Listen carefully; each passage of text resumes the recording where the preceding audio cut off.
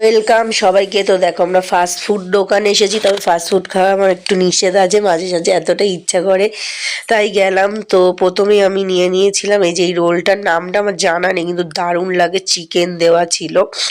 এগুলো 20 টাকা করে নেয়, 4 পিস করে দিয়েছিল। আমি 2 প্লেট নিয়েছিলাম। তারপর ছিল এখানে দেখতেই পাচ্ছ এই যে চিকেন পাকোড়া যেটা বলা হয়, তো সেটাই খাচ্ছিলাম।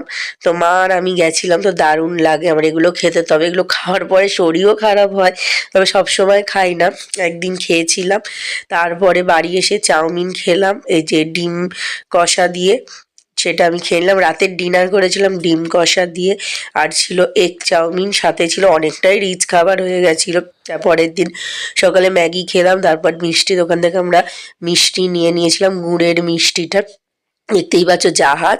তারপর আমরা দমদমের ওখানে নেমে একটা দোকান থেকে চা খেলাম, চাটা কিন্তু খুব